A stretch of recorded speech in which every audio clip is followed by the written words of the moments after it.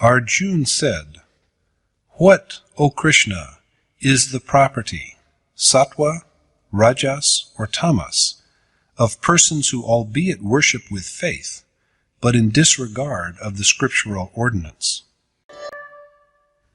The Lord said, "Listen to me on how the faith arising from people's innate nature also is of three kinds: virtuous, impassioned, and blind.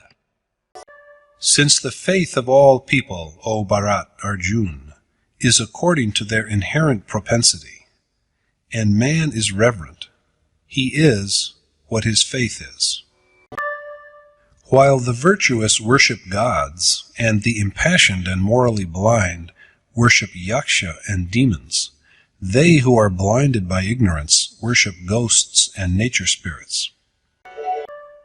Mark you, that they who undergo terrible self-mortification without scriptural sanction, and are afflicted with hypocrisy and arrogance, besides lust, attachment, and vanity of power, and who wear out not only the elements that form their bodies, but also me who dwells in their souls, these are ignorant men with evil disposition. Listen to me as I tell you the distinction between the three kinds of yagya, penance, and alms, that are like the three kinds of food relished according to individual taste. Food that is naturally pleasing and conducive to life, intellect, strength, sound health, happiness, and satisfaction, besides being savory, tender, and durable, is loved by the virtuous. Bitter, sour, salty, too hot, pungent, rough, and acidic food that gives rise to sorrow, worries, and illness is preferred by the passionate. Food that is half-cooked, unsavory, odorous, stale, left over, and defiled is liked by persons with a dull sensibility. Yagya that has scriptural sanction, and the performance of which is an obligation, is fitting and auspicious when it is practiced by persons with intent minds who aspire to no reward. And, O the unequaled among Bharat, Arjuna, be it known to you that the yagya which is embarked upon for mere ostentation, or even with a view to some reward, is contaminated by passion and moral blindness. Devoid of scriptural sanction, and powerless to invoke the Supreme Spirit, as well as to restrain the mind, the yagya that is engaged in without a sense of total sacrifice and faith is said to be demoniacal. Adoration of God, the twice-born, the teacher-preceptor, and of the learned, along with having the qualities of innocence, uprightness, chastity, and disinclination to violence, are said to be penance of the body.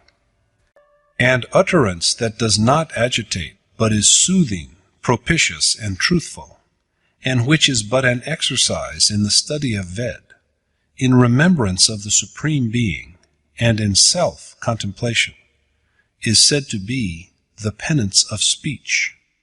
Affable temperament, tranquility, silent meditation, self-possession, inner purity, and the like, are said to be penance of the mind. The threefold types of penance, undergone with utmost faith by selfless persons who do not desire any fruit thereof, is said to be truly righteous. And if undergone with the purpose of gaining homage, honor, and adoration, or for mere display, penance is unsteady and ephemeral, and is said to have the property of rajas. The penance that is undertaken out of mere stupid stubbornness or to hurt others is said to be diabolical. And the alms that are given to the right person at the right place and time, and in the spirit that charity is a bounden duty, done without any expectation, are said to be good. And alms which are offered grudgingly and for a good turn in exchange, or with some recompense in view, is said to be impulsive and morally improper. And the alms which are dispensed without deference or contemptuously to unworthy recipients at an inappropriate place and time are said to be diabolical.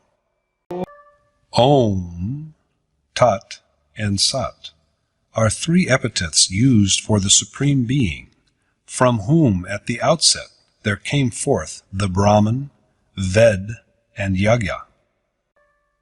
It is hence that the deeds of yagya, charity, and penance, as ordained by Scripture, are always initiated by the devotees of Ved with a resonant utterance of the syllable Om.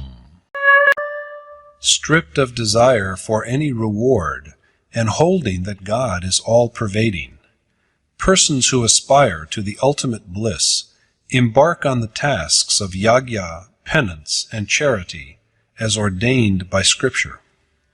Sat is employed to express the ideas of truth and excellence, and, O Parth Arjun, the word is also used to denote a propitious act.